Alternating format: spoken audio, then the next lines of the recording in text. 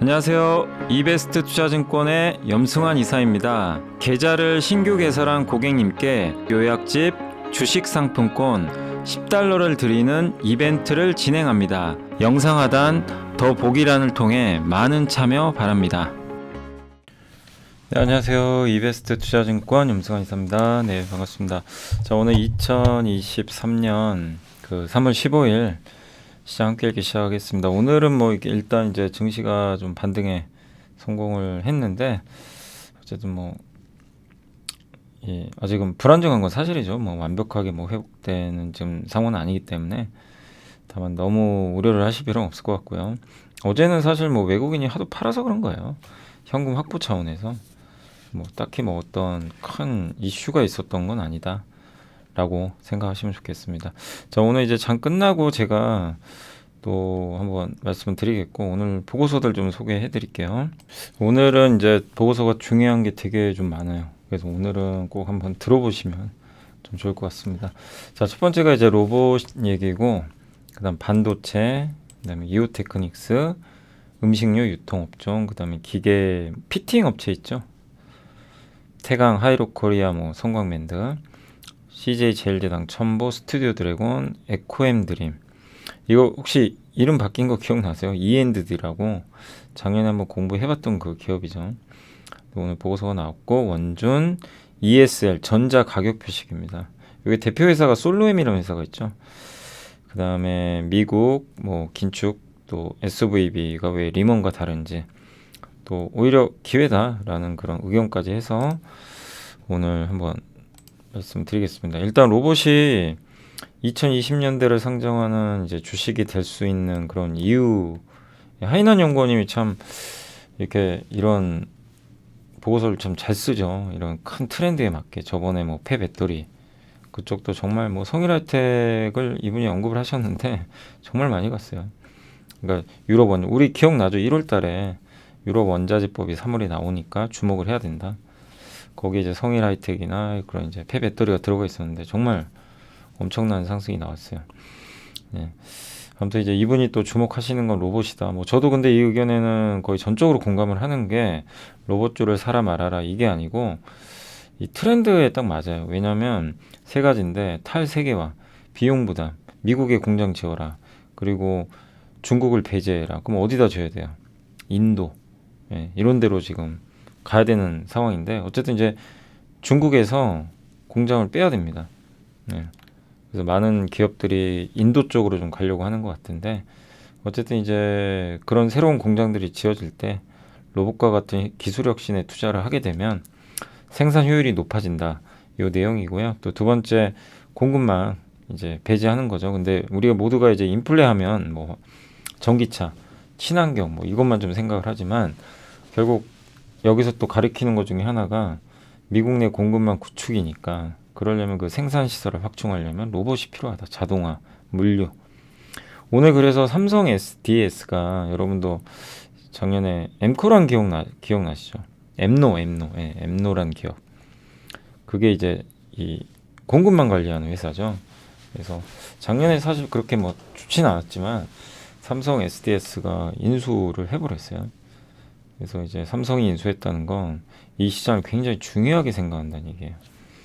그런 면에서 의미가 굉장히 큰 것 같아요. 그래서 이 물류나 뭐 이런 로봇 이런 쪽의 성장은 이어질 것 같고 이게 또 1년짜리가 아니잖아요. 예, 그래서 미국 내 수요 확대는 계속 이어질 것 같다. 이렇게 봐주시면 좋을 것 같습니다. 그래서 결국 로봇 수요는 계속 늘어날 가능성이 높고 또 국내에서도 정책이 나올 것 같은데 12대 국가 전략 기술이 아마 이제 발표가 좀 됐는데 이 중에서 아직 발표가 안 된 분야가 있대요. 그게 이제 인공지능, 첨단 로봇 이쪽은 발표가 안 됐다고 합니다. 그래서 향후에 정책 모멘텀 기대할 수 있다. 또 첨단 로봇 규제 혁신 방안 발표했고 로봇 산업 전략 발표 예정이고요. 4월달에. 그러니까 이제 정부의 정책들이 나오니까 그래서 산업용 로봇이 이렇게 수출이 잘 되고 있어요. 실제 미국으로 이게 검은색이 미국이거든요. 그리고 한국 정부가 이미 발표한 거 반도체 초강대고 2차 전지 여기에 우리 기억하시겠지만 배터리 동맹 또 여기에 뭐 리튬이라든가 이런 것들도 있었죠. 또 수소 기술. 근데 수소는 사실 이런 좀 발표가 있었지만 별로 이렇게 움직이지 못했죠. 주가들이 좀 답답했었고, 이제 여기 양자 이쪽 인공지능, 첨단 로봇 이런 쪽 관련한 아마 정책들도 이제 발표될 가능성이 높아진 것 같습니다. 자, 그리고 이제 그래서 이제 로봇주들 계속 좀 근데 로봇이 참 어려운 게요. 비싸요. 싸지 않죠. 그래서 공부는 해봐야 되지만 제일 대장주가 레인보우 로보틱스죠. 그다음 두산 로보틱스 아마 이제 자회사가 상장할 것 같고, 가장 저평가된 게 사실 인탑스였죠. 기억하시게 인탑스는 이제 로봇 전문 기업은 아니죠. 근데 이제 서빙 로봇 우리가 다 공부를 했던 기업들인데, 저는 어쨌든 선택은 이제 여러분의 몫이지만 로봇 공부는 반드시 하는 게 좋다고 저는 생각을 합니다. 이미 삼성도 투자를 하기 시작을 했고, LG전자. 로봇에서 그치면 안 되고, 인공지능. 꼭 챗 GPT만 얘기하는 건 아니에요.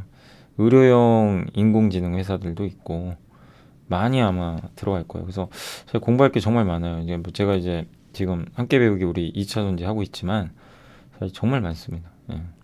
해야 될 게 2차 전지 끝나고도 이런 로봇도 있고요. 또 AI도 해야 되고, 의료용 AI부터 뭐 그런 쪽에 관련된 기업들, 또 피팅, 뭐 조선 쪽에서. 그러니까 성장할 거는 찾아보시면 정말 많아요. 진짜 많아요. 그러니까 너무 시장이 진짜 뭐 SVB 때문에 좀 놀라셨겠지만, 지금 큰 리스크가 있는 건 아니니까 여러분들이 더욱더 기업과 산업에 집중하시는 게 좋지 않나.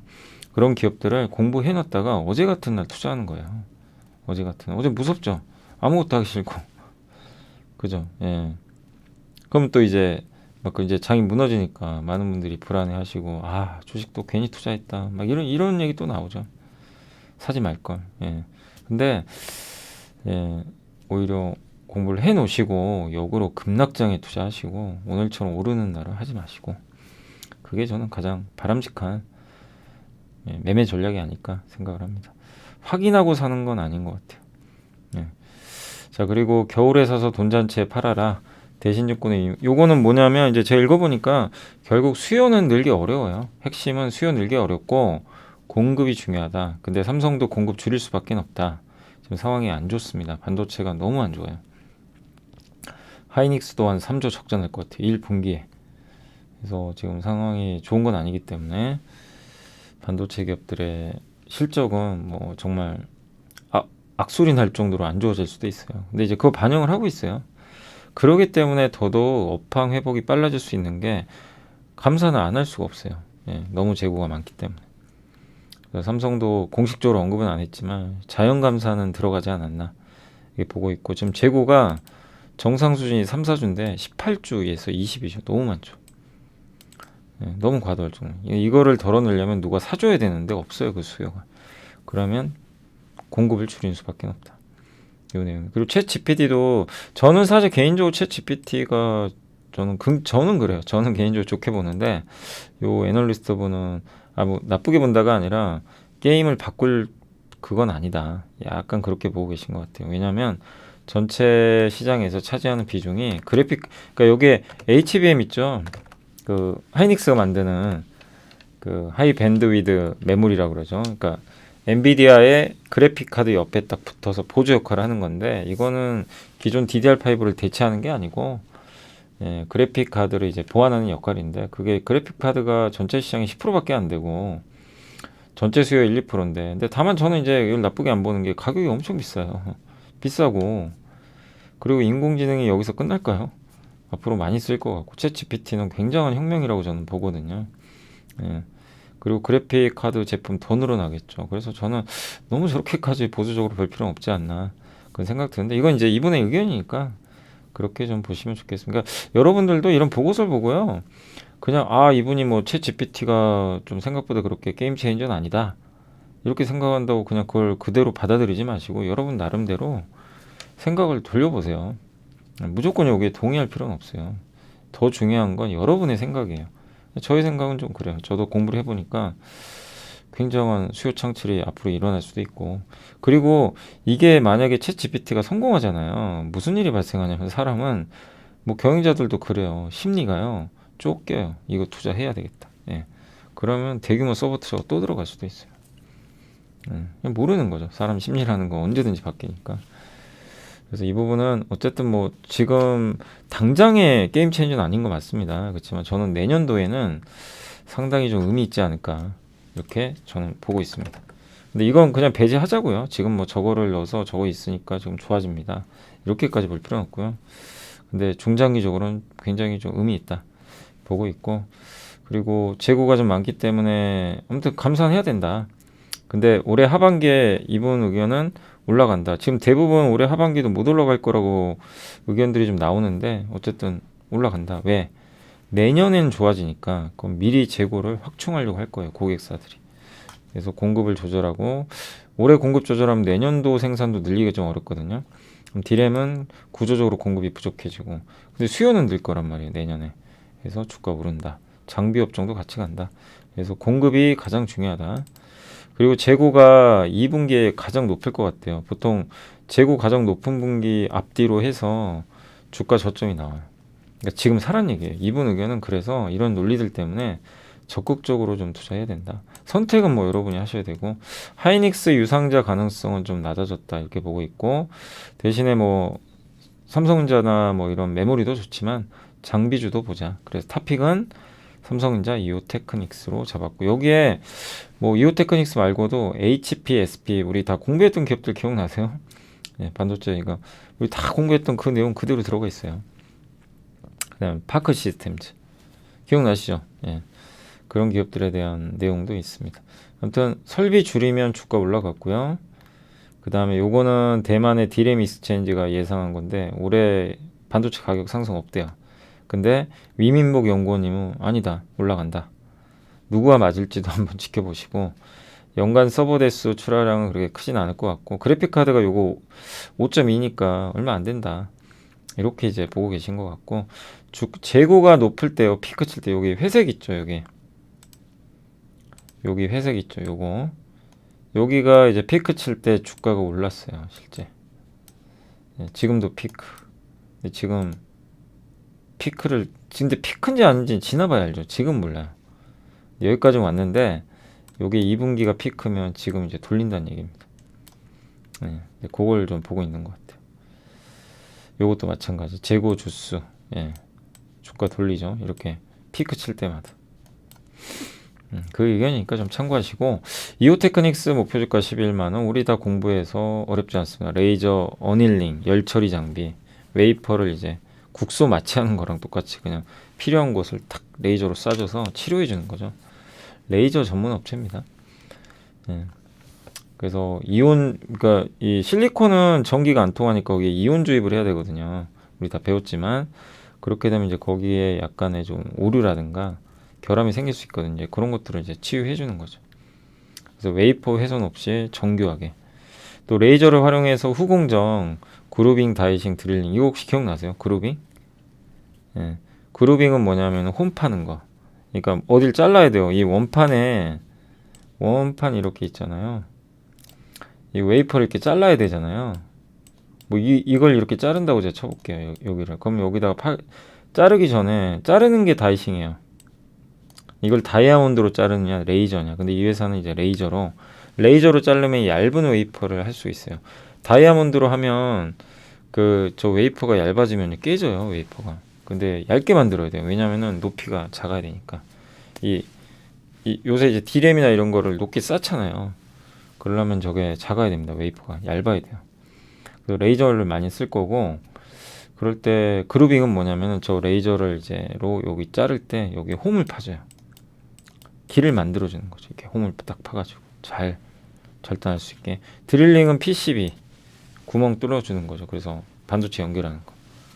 드릴링. 예, 그거 다 기억나시죠?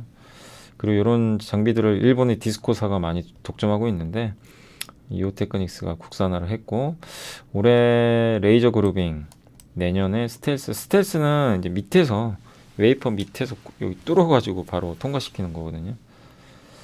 그리고 PCB 드릴러 이런 것들이 계속 좋을 수 있다. 그리고 지금 뭐 주가 싸죠. 예, 무릎 위야 뭐 의심의 여지가 없습니다. 그래서 괜찮은 것 같고, 음식료 유통인데 유통은 어쨌든 1분기 실적 모멘텀은 좀 약할 것 같고 2분기부터 좋아진대요. 백화점도 좀 너무 심하게 빠졌죠.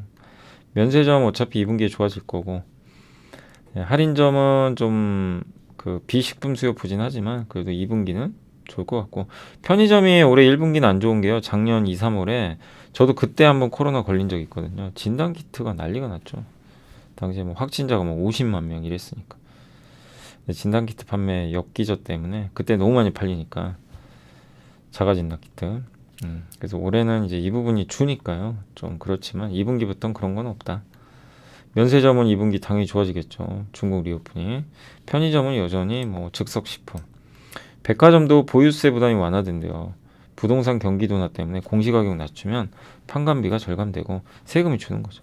그러니까 일단 핵심은 비용 절감입니다. 예. 그리고 음식료도 원가 부담이 크지만 2분기부터 원가 떨어질 것 같고 미국 파종이 늘어나면 곡물가 안정 속도 빠를 것 같고 라면이 좀 제일 좋지 않냐. 왜냐면 밀가루나 팜유 가지고 라면 만드는데 이게 가장 원가 떨어졌고 주류는 참 쉽지 않을 것 같아요. 점유율 경쟁이라 롯데나 하이트가 이제 피 터지게 싸우겠죠. 그리고 20, 30대 분들이 옛날처럼 이제 요즘에 회식도 많이 하는 문화도 아니지만 옛날에 회식하면 그냥 기본적으로 그냥 말았죠. 이렇게 섞었죠. 소맥을. 근데 요즘에는 그런 문화가 아니잖아요.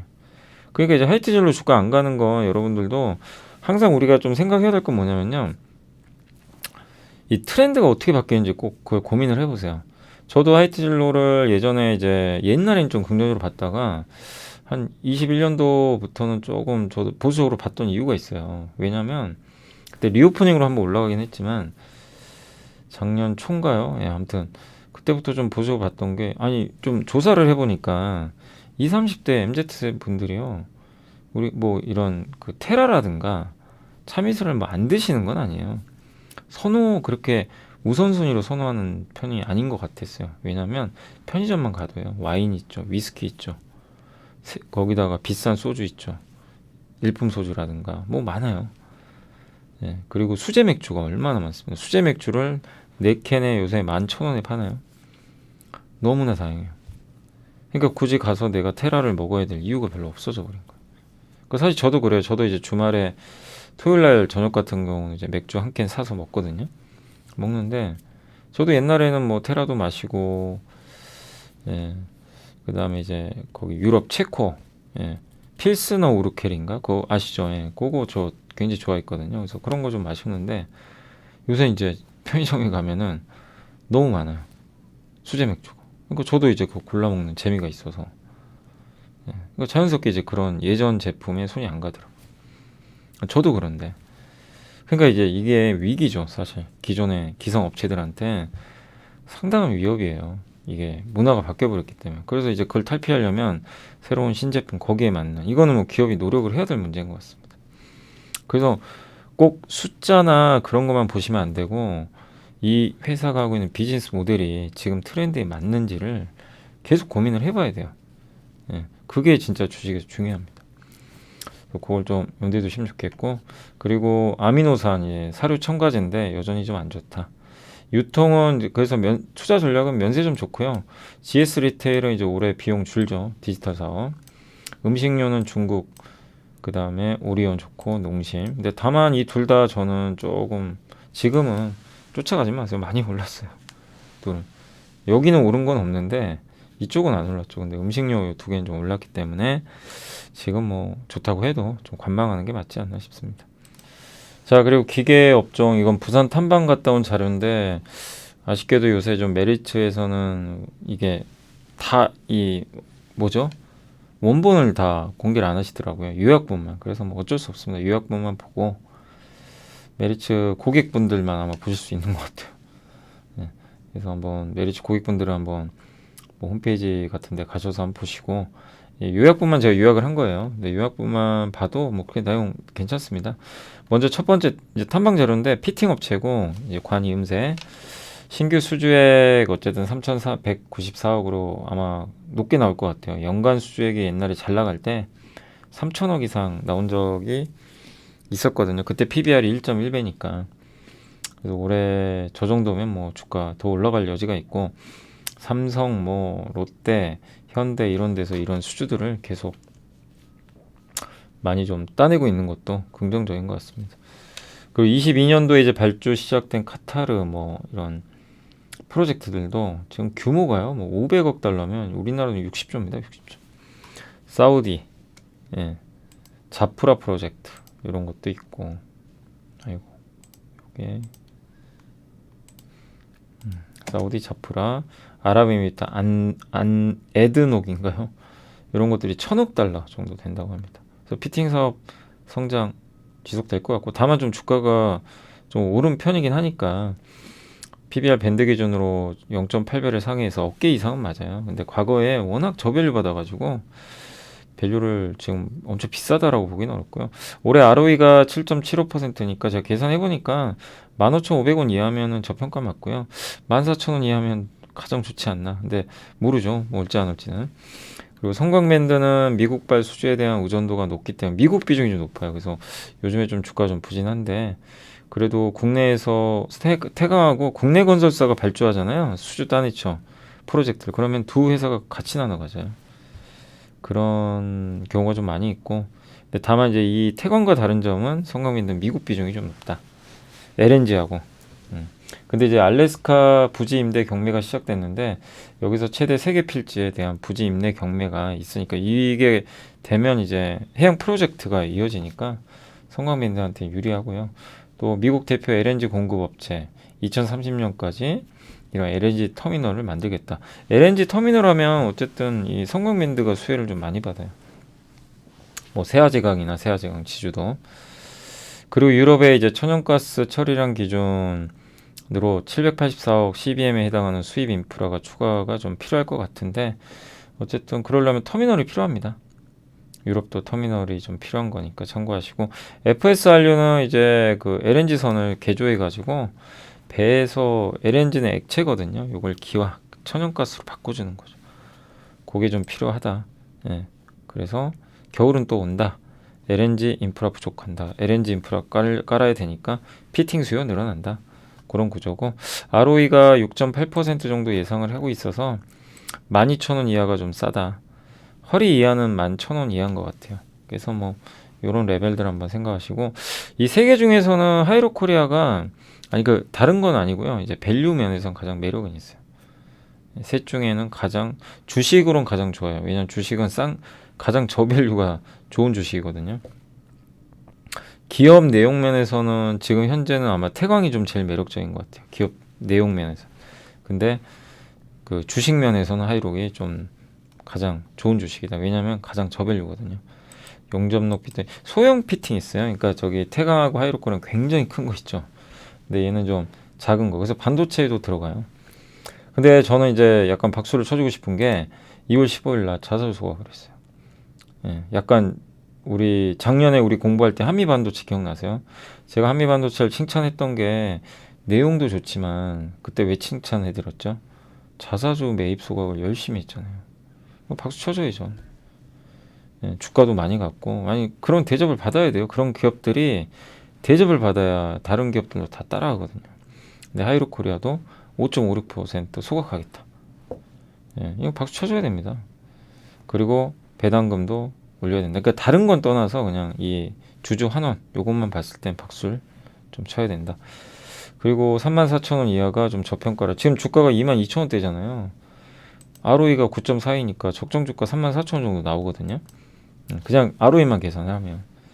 그러니까 굉장한 저밸류고, PBR은 근데 허리 이하로 제가 봤어요. 이 밸류 밴드를 보니까 21,000원 이하가 좀 매력 있다. 이렇게 좀 계산이 되는 것 같습니다. 자, 그리고 제일제당, 하나증권에, 그리고 이거 좀 공부해 보셨어요? 제가 며칠 전에 태광 보고서 있길래 뭐라고 했죠? 그 해양 플랜트 대신증권 자료 제가 알려드렸죠.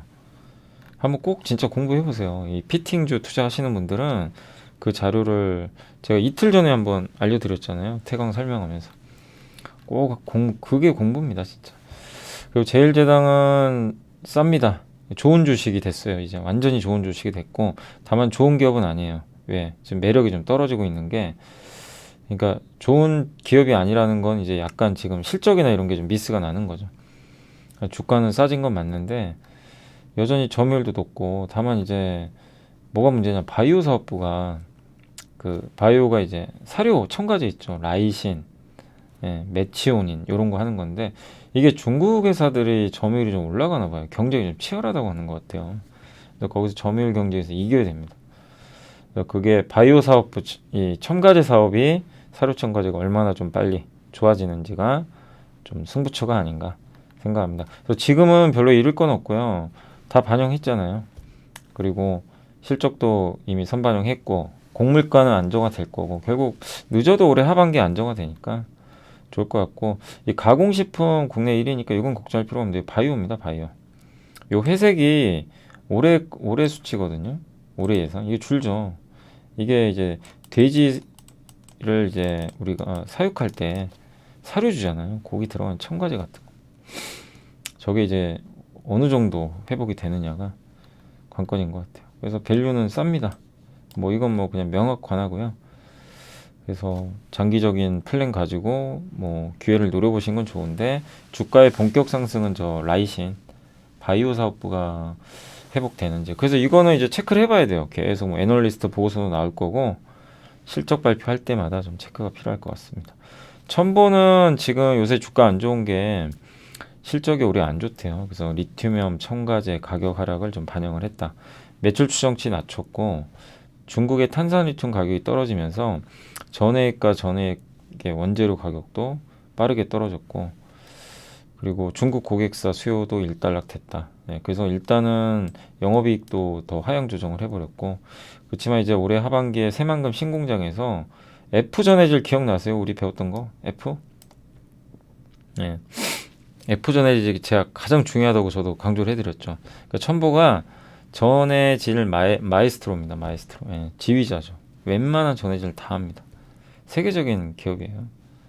그 다음 거기 들어간 첨가 제가 전해액 설명해드렸죠. 전해액이 뭐죠? 커피 어떻게 만들어요? 커피 원두 거기다가 물 들어가죠. 그 다음 뭐 들어가죠? 시럽. 자, 이게 전해액이고 커피 원두가 뭐라고 했죠? 전해질.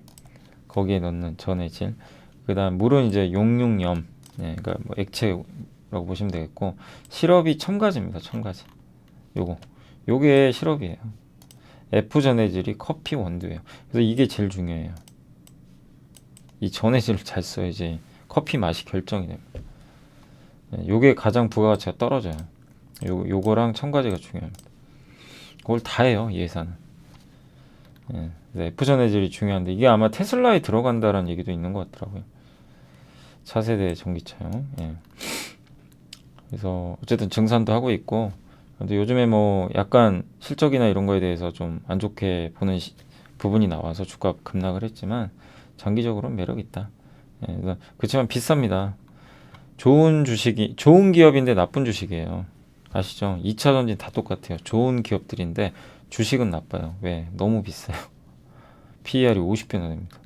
그러니까 어려운 거죠. 그래서 싸지면 좋죠. 그래서 저도 첨보를 개인적으로 굉장히 긍정적으로 보지만 그때도 말씀드렸던 게 싸진 않다. 그 말씀 좀 드렸던 겁니다. 그러니까 싸질 수 있어요. 지금은 이제 당분간은 왜냐하면 실적이 안 좋기 때문에 그래서 그런 걸 이용해서 비중을 나중에 분할로 늘려가는 건 나쁘지 않은데 좀 시간은 걸리겠죠. 다만 이 기업의 경쟁력이 바뀐 건 없어요. 그래서 관심은 계속 필요하다라고 말씀드리겠습니다. 스튜디오 드래곤 요즘에 안 좋죠. 아니 이거 뭐 별다른 악재도 없는데 더 글로리 파트 2가 3일 만에 1등 했어요. 압도적으로. 그래서 굉장히 지금 흥행하고 있고 근데 굳이 이제 물론 이제 학폭 의혹이 좀 있었죠. PD 기사 보니까. 그리고 이제 당분간 신작이 별로 없나 봐요. 스튜디오 드래곤. 그래서 좀 빠진 거 아닌가 싶긴 한데 저는 개인적으로 7만 원 이하면 나쁘지 않다 보고 있고 그리고 이런 드라마들 반영될 것 같고 2분기에 이제 하반기에 우리가 기대할 만한 거는 아스달 연대기 2. 이거 저 되게 재밌게 봤는데 만든 지 꽤 됐죠. 그리고 도적, 스위트홈 2 이런 작품들이 나옵니다. 그러니까 싸진 않아요. 밸류가 이 기업의 단점은 밸류가 비싸다. 그래서 그때 중국 이슈로 한번 9만 원 갔을 때 보수적으로 좀 보시라고 했던 게 그 이유 때문이에요. 예. 근데 결국 7만 원 또 초반까지 와버리잖아요. 그죠? 예. 그래서 좀 싸지 않았던 게 단점입니다. 근데 이제 싸지고 있어요, 다시. 그리고 우리가 프리미엄을 줘야 돼요. 스튜디오 드래곤만큼 이렇게 잘 뽑아내는 제작사가 많지는 않잖아요. 대형 작품들. 그래서 6, 7만 원대에선 뭐 저는 괜찮다. 단 이제 8, 9, 10 이렇게 갈 때는 조금 지켜만 보자. 그래서 예, 지금은 이제 좋은 주식이 되려고 하는 것 같습니다. 에코앤드림은 이제 E&D 기억나시죠? 옛날에 원래 촉매제 그 매연 저감 장치 있죠. 예, 그거. 그래서 그거는 성장 산업은 아니잖아요. 2차 전지 전구체 사업을 하는데 독특한 게 유미코라는 유럽 회사에 납품을 해요. 근데 CRMA 유럽의 원자재법이 내일 발표되는데 딱 생각해 보세요. 유미코는 벨기에 회사입니다. 예, 세계 거의 1, 2등 다투거든요. 에코페로 비행하고 여기가 유럽 핵심 원자재법에 의하면 유럽에 공장이 있으면 유리하잖아요. 그래서 이 공장을 증설을 하고 있대요. 예, 폴란드를. 그럼 어떻게 됩니까? 여기에 공급하는 그러니까 유럽 고객사의 전구체를 공급하는 E&D, 에코앤드림은 당연히 수혜받겠죠. 그거예요. 그래서 오늘 주가 급등해 버린 겁니다. 그래서 그런 이유가 있었고 전구체가 핵심입니다. 그러니까 양극재를 만들 땐 이 니켈, 코발트, 망간 같은 이 전구체를요 막 혼합을 해야 되거든요. 예. 대부분 다 중국산이에요. 근데 이제 우리나라에서 에코프로 HN인가요? 에코프로 HN이 아마 전구체 하는 걸로 알고 있고 비상장이지만 그 다음에 상장 기업 중에서 에코앤드림이 전구체 하고 있습니다. 근데 이 회사 이 참고로 여기는 안 나왔지만 옛날에 기억나세요? 옛날에 나왔던 자료를 제가 찾아서 소입경 전구체를 만들어요. 아주 작은. 예. 그래서 요거를 이제 5천 톤 규모 설비 완공을 했고 2만 톤을 추가 증설한다고 합니다. 연 아마 5천억까지 매출될 것 같고 근데 대입경과 소입경이 있는데 이 회사는 소입경입니다. 주로. 이거를 섞으면요 5천만 톤으로도 이 5천만 톤 많은 건 아니에요. 5천 톤만으로도 2만 톤 효과가 생긴대요. 왜냐하면 대입과 소입경을 섞는데요. 섞으면 고성능 배터리가 만들어진다고 합니다. 양극재. 대입경은 거의 중국 회사들이 하고 소입경은 국내 유일 요 회사만 하고 있어요. 당연히 매력 있죠. 예. 그래서 이걸 섞어서 한다. 그런 의미가 있고 그리고 유럽 CRMA법 수혜가 가능하다. 참고하시면 좋겠습니다. 다만 너무 올라서 지금 투자는 아닌 것 같습니다. 원준 신한투자증권에서 나왔고 우리 다 옛날에 공부해봤죠. 양극재, 음극재 장비 회사입니다. 만드는 작년은 안 좋았고요. 실적이 너무 안 좋았고 올해는 좀 터닝할 것 같고 특히 양극재 포스코 케미칼이 삼성 SDI로부터 양극재 수출 따냈죠. 주요 고객사가 포스코 케미칼이거든요. 그리고 설비 투자가 이제 앞으로 이제 양극재 같은 경우만 해도 5.9조가 들어가는데 요게 이제 이 회사와 관련된 시장을 살펴보니까 8,700억 정도 된다. 점유율 30%라고 가정을 하면 한 2,600억 정도 신규 수주 가능하지 않을까 이렇게 보고 있고 고성능 응급제, 실리콘 응급제 우리 배웠죠. SK 머티리얼즈 그룹 포틴이란 곳과 JV에 이제 SK 머티리얼즈가 이제 이 합작사 만들었거든요. 거기에 이제 납품한 이력이 있습니다. 그리고 두 가지 타입 SIC, SIOX 요게 대주전자 재료가 하는 거죠.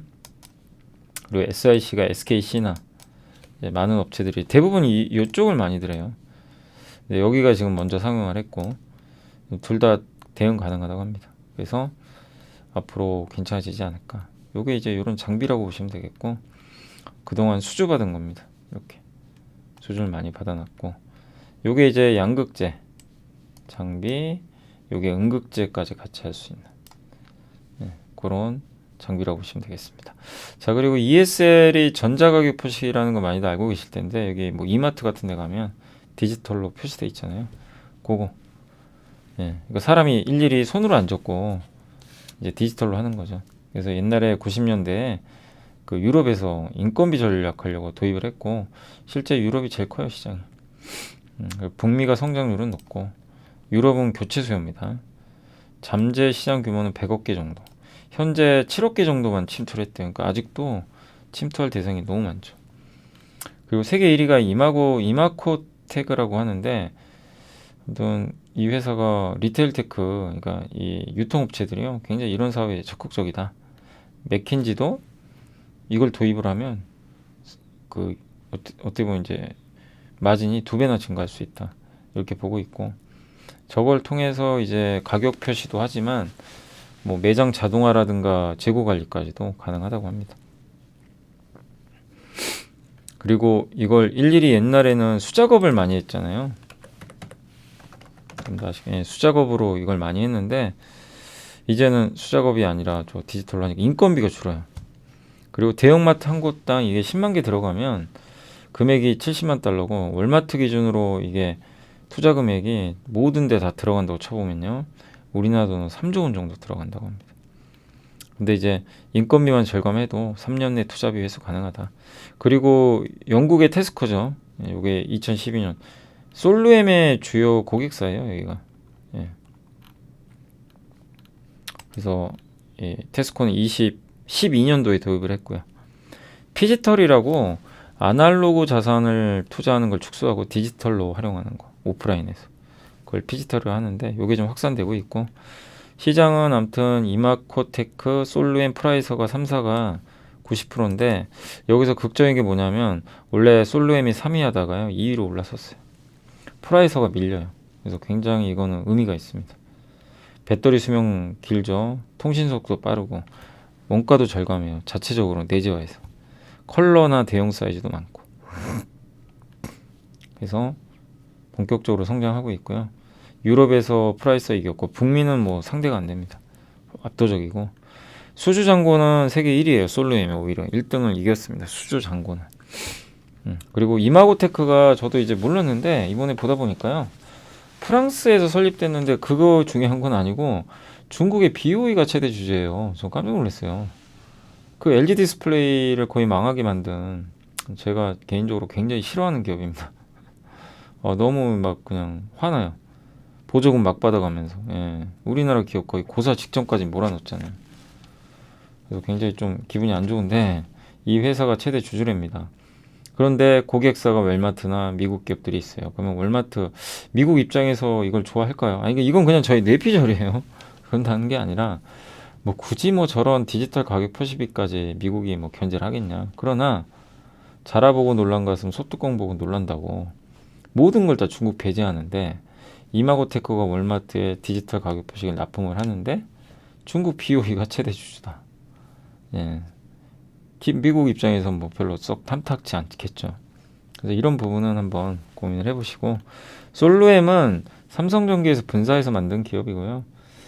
이게 TV용 부품을 만들다 보니까 그게 좀 리스크예요. TV 사업이 안 좋으니까. 근데 이제는 매출 비중도 점점 늘어나고 있고, 영업이익 기준으로는 아마 가장 높은 비중을 차지할 것 같습니다. 늦게 들어갔는데도 2등 했고 굉장한 거고요. RF 광대역 통신 방식이래요.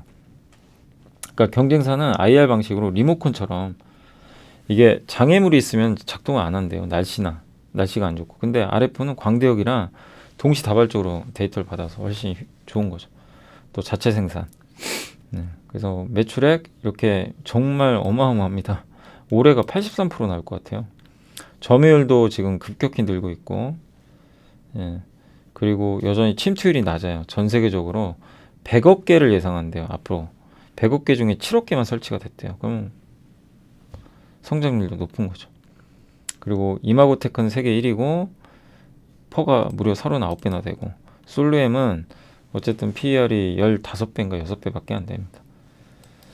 아무튼 그래서 향후에 정말 잘 되면 기업가치 2조 원까지도 가능하지 않을까. 그건 이제 봐야죠. 어떻게 될지 모르니까. 그래서 이런 ESL 사업 좀 아시겠죠? 이것도 아까 하이난 연구원님이 처음에 로봇 얘기했죠. 뭔가 이 겹치지 않으세요, 여러분? 뭔가 겹치지 않으세요? 리테일 테크, 그러니까 뭐냐면 유통 회사들도 인건비를 줄이고 싶겠죠, 당연히. 네, 이제 인건비 부담이 생기니까. 그러기 위해서, 근데 거기다 로봇을 놓기는 어렵고, 이걸 놓으면 재고 관리도 해주고, 이제 전자 가격, 그러니까 가격 표시에 대한 이 인건비가 줄 수가 있거든요. 그래서 도입할 가능성이 높고, 어쨌든 모든 게 다 효율화 되거든요. 아까 탈세계와 맞물리는 거죠. 예. 그래서 의미가 있는 것 같아요. 이 ESL도 한번 공부를 해보시면 좋을 것 같고, 옛날에는 이제 종이로 했지만 이제는 전자 가격 표시기가 디지털화돼서 자동으로 바뀝니다. 그리고 이게 이제 유통업 ESL, 저게 이제 여러 가지 다양한 정보들을 표시해 주는 거예요. 또 스마트폰으로도 연계할 수도 있고. 그 다음에 유럽이 제일 높고요. 미국은 1%밖에 안 돼요, 침투율이. 근데 여기서 월마트보다는 솔로엠한테 좀 더 유리하지 않을까, 뭐 그런 좀 기대도 하고 있고. 솔로엠이 어쨌든 역전했습니다. 원래 3등이었거든요. 보세요. 잘하고 있습니다. 이게 이마고테크의 이제 그 ESL이에요. 되게 화려하죠. 이런 이제 전자 가격 표시가 있다. 근데 요게 이 가격 표시가 바뀌는 거예요. 디지털. 일일이 사람이 붙이는 게 아니고. 근데 다만 주가가 싸진 않아요. 싸진 않지만 높은 밸류 받아야 됩니다. 왜? 성장률이 압도적이고 수주 잔고도 1위보다 많아요. 그래서 이제 밸류 좀 부담은 있다 하더라도 그 정도 받는 건 충분히 타당하다. 다만 제가 찾아보니까 단점이 있어요. 예, 부채가 좀 많습니다. 3,100억. 그래서 이 기업이 좀 더 매력이 있으려면 부채를 확 줄여야 돼요. 이건 좀 기업에서 좀 명확하게 좀 커뮤니케이션을 하시면 좋을 것 같아요. 이 순부채 많은 거. 어떤 식으로 이 부채를 좀 축소할지. 부채가 너무 많으면 주주들한테 돌아올 몫이 없어요. 그 분기당 35억이니까 꽤 많은 이자 비용도 발생하죠. 그리고 현금 흐름이 좀 마이너스더라고요. 영업활동. 이게 플러스여야 되는데 현금이 이제 안 들어오는 거죠, 많이. 제가 보니까 재고 자산이 많더라고요. 그래서 이런 부분도 궁금하신 분들은 회사에 전화 한번 해보시면 좋겠습니다. 아무튼 이제 내용이나 이런 건 다 좋은데 아쉬운 거는 부채가 많고 재무가 좀 그렇게 좋진 않다는 거. 예, 그게 조금 아쉬운 점인 것 같습니다. 또 KB증권의 권희진 연구원님은 이제 미국 당장의 중지는 아니더라도 긴축 조심스러워 할 것 같다. 이 내용이고, 연준 고민 더 깊어지겠죠. 금융 부분 파열음은 들리는데 실물 물가는 아직 사격 중지를 외칠 명분은 없다. 그러니까 아직 물가 높으니까. 서비스 물가 높고 임대료를 제외한 근원 서비스인데 이게 이제 연준 의장이 가장 중요하게 생각하는 건데 이거는 오히려 올라가 버렸어요. 지난 1월이나 12월 대비해서도 평균을 내봤더니 4.4라서 낮지는 않습니다. 여전히 물가 안 잡혀요. 물가가 잘 안 잡히는데 다만 그렇다고 긴축을 세게 못합니다. 왜? 하반기에는 물가 꺾일 가능성이 높고, 왜냐면 그때는 꺾인 임대료가 이제 반영이 돼요. 신규 임대, 계약된 주택, 그러니까 주택 임대료가 지금 꺾이고 있거든요. 실제로는 신규로. 과거에 있던 거는 이제 안 꺾이다 보니까 그 비중이 높아서 그런데 결국 하반기에는 이게 반영돼서 꺾인다. 예, 시간 문제다. 그리고 초과 저축한 거 많이 지금 소진이 될 가능성이 높고, 그러면 임금 소득은 또 증가도 할 것 같고, 그래서 소비가 줄 가능성이 좀 있어요. 위축되거나. 예. 그리고 시간당 임금 상승률도 3개월 연속 낮아지고 있다. 그래서 물가는 좀 안정화될 가능성이 높은 상황에서 지금 어쨌든 이런 좀 금융 부분에 문제가 터졌잖아요. 그래서 연준이 이번 3월에 한 번 더 금리를 올릴 수는 있겠지만 추가 긴축은 굉장히 조심스러워질 수밖에 없다는 거. 그런 이제 사건이 발생한 거죠. 그렇게 봐주시면 되겠습니다. 이게 초과 저축액인데 이제 조만간 소멸된다. 보고 있는 것 같아요. 그리고 SVB 사태가 리먼과 다른 거는 이 표를 보시면요. 옛날에 리먼 때는 신용 리스크였고 지금 유동성입니다. 위기의 대상도 그땐 부동산, 부실. 지금은 예금이 없어가지고. 그리고 그때는 금리 인하 전환했고 지금 금리 인상 기조 쪽이고, 당시 펀더멘탈은 서비스나 제조업 다 안 좋았는데 지금 서비스 워낙 좋고. 이게 핵심이에요. 왜 리먼이 아니냐면 기업들이 돈을 많이 갖고 있어요. 은행들이. 자본 비율. 그만큼 여기서 7% 더 쌓아놨다는 얘기죠. 유동성 자산 비율. 가계 레버리지, 가계 대출도 작아요. 그때보다. 확 줄었죠. 그러니까 안정성이 있는 거죠. 또 이런 스프레드들, 이제 이 금리 격차인데 이게 벌어지면 안 좋은 거거든요. 근데 지금 당시보다 훨씬 낮아요.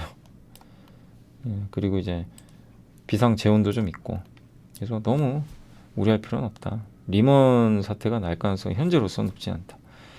보고 있고요. 자, 마지막으로 KB증권 이은택 이혜원 연구원님이 계속되는 SVB 파장, 살아남은 자들에겐 기회가 있다.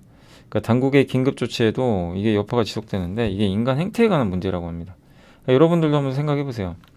요 밑에 보면 여기 이 고객들 같은데 여러분이라면 그 정부가 다 전액 보호해주면 굳이 여기 가서 찾으실 거예요? 근데 실제로 사람들 갑니다. 가서 찾아요. 불안하거든요. 그게 사람 심리예요. 우리가 이제 우리가 생각했을 때 이성적일 것 같진 않잖아요. 굳이 왜냐면 정부가 다 보존해주고 안 빼도 내 원금 다 찾을 수 있거든요. 그런데도 불안한 거죠. 그래서 어제 같은 급락장도 나온 거예요. 연속해서 이런 일이 또 발생할까 봐. 그래서 정부 역할이 중요한 게 이걸 차단시키는데 잘 차단을 시킨 것 같고, 예. 아무튼 이런 상황에서 살아남은 자들한테 돈 많거나 그런 기업들한테는 기회가 된다. 왜냐면 이런 것들이 헐값에 나오거든요. 그리고 유동성 문제지 은행 자산 문제는 아니다. 오히려 기회다. 인수할. 연준의 기축을 후퇴를 하게 만드는 명분이 될 겁니다. 달러 예금에 대한 불신도 커질 거고. 그러면 장기적으로 이건 좋은 뉴스거든요. 그래서 장기적으로. 단기엔 잡음이 있겠지만 장기적으로는 금리 하락을 했기 때문에 증시에 도움은 될 거다라는 그런 내용의 보고서니까 한번 참고를 해주시면 좋을 것 같습니다. 자, 일단 이제 오늘 보고서는 여기까지 해드리고 제가 시장 끝나고 바로 또 방송 진행을 보도록 시황은 조금 이따 말씀을 드릴게요. 안녕하세요. 이베스트 투자증권의 염승환 이사입니다. 계좌를 신규 개설한 고객님께 요약집 주식 상품권 10달러를 드리는 이벤트를 진행합니다. 영상 하단 더 보기란을 통해 많은 참여 바랍니다. 자, 이제 장이 좀 끝났네요. 예, 증시가 오늘 끝났고 오전에 좀 한 30포인트 이상 급등 출발하고 좀 밀렸다가 다시 급등했다가 다시 밀렸다가 소폭 반등하면서 결국 오늘 증시는 급등세로 어쨌든 끝이 났습니다. 특히 코스닥이 무려 3%나 급등을 했고 환율도 좀 떨어졌고요. 그래서 어쨌든 오늘 증시는 잘 마무리가 됐다라고 보시면 되겠습니다. 정말 이게 예측이 안 되죠. 시장 뭐 예측하는 거는 불가능한 거고.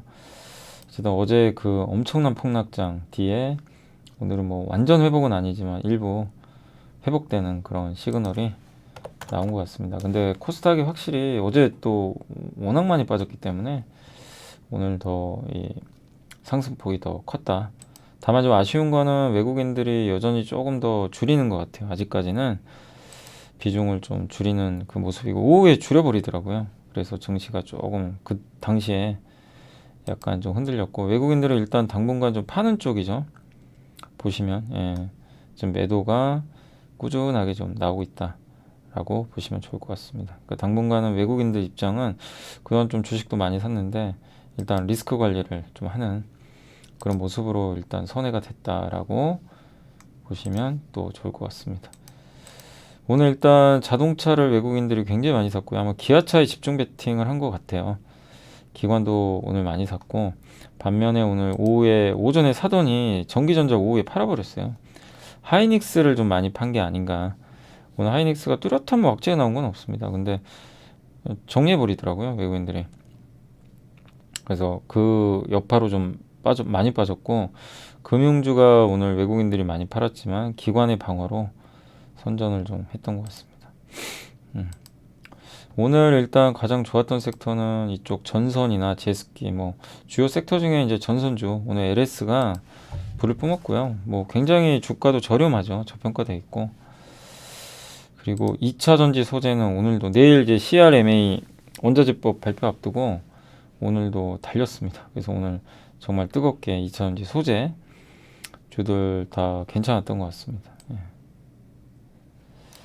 첨보는 좀 여전히 안 좋아요. 2분기 아까 제가 보고서 좀 말씀드린 대로 당분간 좀 조정은 이어질 것 같고요. 2차 전지 섹터 전체 다 좋았고 에코엠 드림은 와 이것도 보고서도 나왔지만 사실 이제 내일 원자재법 수혜 기대감이 있는 것 같아요. 풍력 에너지도 오늘 좋았습니다. 오늘은 동국산업, LS, 한전기술은 아니고 CS 베어링 CS 윈드가 급등세로 전환이 잘 된 것 같습니다. 그리고 리튬, 비철금속, 미용 의료기기 오늘 괜찮았습니다. 비올이 많이 올라갔네요. 비올, 루트로닉, 폐배터리 임플란트, 애플페이, 뭐 OLED도 오늘 많이 올랐네요.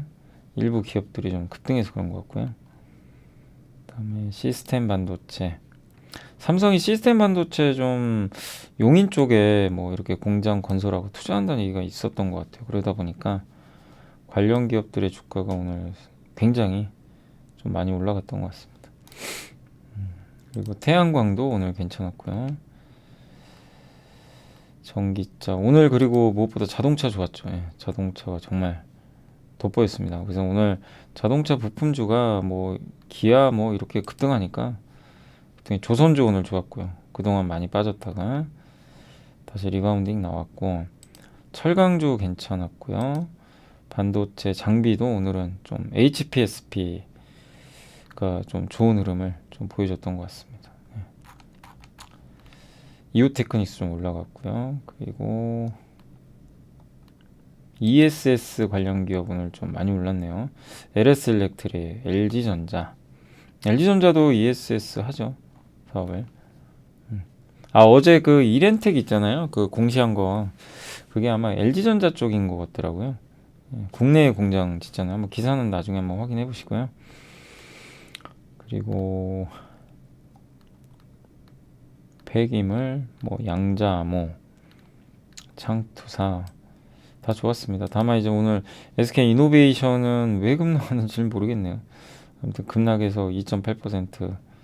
마땅히 빠진 이유도 없습니다. 그냥 빠져서 오늘 안 좋았고, 하이닉스 요새 SK그룹이 정말 좀 좋지가 않아요. 다들 이 계열사들도 주가가 너무나 안 좋습니다. 예. 또 어느 시점에 회복은 되겠지만 좀 과할 정도로 좀 안 좋은 것 같고요. 여행업종 좀 안 좋았고요. 증권업종은 오늘 조금 반등은 해준 것 같습니다. 엔터주도 여전히 뭐 최근에 SM 이슈 이후로는 굉장히 상황이 안 좋고, 인터넷 관련주도 오늘 네이버, 카카오 모두 다 좀 부진한 흐름이 나왔습니다. 해운주, 타이어 업종도 한국타이어가 어제 좀 안 좋았었죠. 근데 이제 다시 좀 리바운딩은 나오고 있는 것 같습니다. 네, 그리고 시총 상위 기업으로 한번 좀 넘어가 보도록 하겠습니다.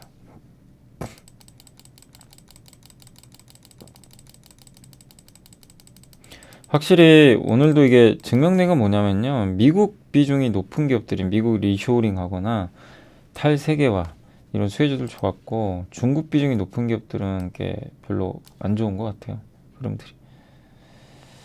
그래서 오늘 LG엔솔 좋았고요. 뭐 미국이죠, 다. LG화학, 뭐 기아도 미국이잖아요. 그러니까 이 공통점이 다 보이시죠. 미국향 기업들이 좋아요. 뭐 배터리 말아요, LG전자 마찬가지죠. 그러니까 오늘 이게 딱 보시면 이게 딱 판가름 났죠. 미국 수혜주냐, 중국 수혜주냐. 중국 수혜주는 확실히 좀 약한 그런 흐름들. 그래서 뭐 SK 이노베이션이 뭐 중국 수혜주는 아니지만 정유 이런 쪽 관련해서 오늘 조금 안 좋았던 것 같고요. 카카오는 뭐 오늘 약간 수급 때문에 좀 안 좋았던 것 같고, 하이닉스 좀 안 좋았고, 현대중공업은 좋았고요. H소프트도 오늘 좀 안 좋았고요. 크래프톤, 게임하고 인터넷 관련주는 굉장히 좀 답답한 상황인 것 같습니다. 그리고 LG노텍도 좀 안 좋았고, 애플 관련주들 조금 여전히 부진하고요. 삼성 엔지니어링은 좋았습니다. 그리고 중국 관련주죠. FNF가 좀 안 좋았고, 현대건설이 오랜만에 괜찮았네요. CS윈드 이쪽도 뭐 미국, 유럽 쪽이죠. 돈이 그쪽으로 가요.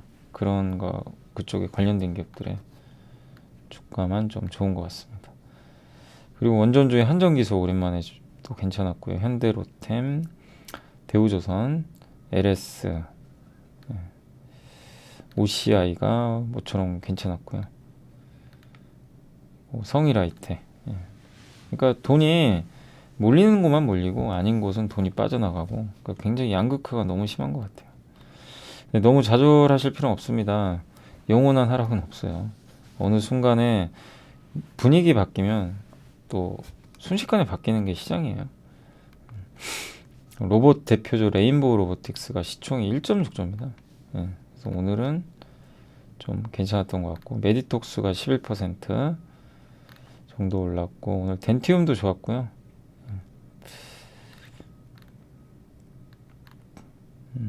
솔루엠도 좀 올라갔고, 아까 우리 공부 좀 해봤죠. 네. 그래서 오늘 이렇게 크게 빠진 기업은 많이 없었지만, 대체적으로 미국 소비와, 그러니까 미국에 집중된 기업들의 주가 흐름이 상대적으로 좀 많이 돋보였다 하루가 아니었나 라고 말씀드리겠습니다. 자, 어쨌든 이제 오늘 시장은 이 정도 좀 정리해드리고, 여전히 뭐 시장이 뭐 불안정합니다. 아직 완전하게 뭐 좋아졌다고 보기는 어렵지만 2,500을 좀 안착을 해야 뭔가 좀 이제 분위기가 확실히 바뀔 것 같긴 한데, 아직까지 우리나라 증시가 2,500은 정말 힘든 것 같아요. 지금 아직 당장은. 그죠? 요 안에서 그냥 오르락 내리락 지금 거의 1년째 이러고 있어요. 1년 내내 이렇게 반복하는데 2,500에 안착을 해야 되겠죠. 네. 뭐 저는 충분히 언젠가 가능하다고 보는데, SVB 사태 때문에 조금 더 지연된 흐름이 나왔다라고 보시고, 다음 말씀드린 대로 하락할 때 너무 겁먹지 마시고요. 오늘같이 상승하는 날은 뭐 그냥 지켜만 보시는 전략, 항상 반대로 하셔야 돼요. 지금은 급 나가는 날 도망가지 마시고, 그게 지금은 가장 좀 최적의 전략이 아닐까라고 말씀을 드리겠습니다. 그리고 오늘은 이제 전자공시 뭐 그렇게 특별한 거는 눈에 띄는 건 아직까지는 좀 없어가지고 이대로 마무리하겠습니다. 자, 이제 남은 건 뭐죠? 미국 CPI까지 끝났고, 이제 다음 주 이제 SVB 사태가 좀 더 이어지는지 이제 좀 더 체크해봐야 될 것 같고, 그리고 다음 주 22일 날 이제 마지막 고비죠. FMC가 어떻게 될지, 그게 좀 결론이 좀 날 것 같아요. 예, 그거 보면서 또, 그러니까 아마 지금 시장 예상은 0.25% 인상인데, 뭐 거의 막바지 단계가 아닐까라고 생각은 하거든요. 그래서 금리 인상 기조도 이제 거의 끝나간다. 그리고 우리나라도 벌써 동결 들어갔고, 캐나다도 호주였나요? 거기도 동결했던 것 같고, 많은 기업 이제 국가들이 동결로 전환되고 있어요. 그래서 미국도 조만간 이제 긴축은 끝나간다. 그러면 이제 증시에 나쁠 건 없죠. 그런 부분들은. 그래서 이번 SVB 사태만 좀 부드럽게 넘어간다면, 뭐 증시는 좀 오히려 강세장으로도 전환될 가능성이 높은 그런 상황으로 바뀔 수 있습니다. 어느 시점에서. 그래서 그 좀 마지막 고비 같아요. 그리고 좀 힘드시더라도 흔들리지 마시고 잘 인내하시면서 견뎌내주시면 좋을 것 같습니다. 자, 저는 내일 또 이 시간에 찾아뵙겠습니다. 오늘 고생하셨고요. 저는 내일 뵙겠습니다. 감사합니다.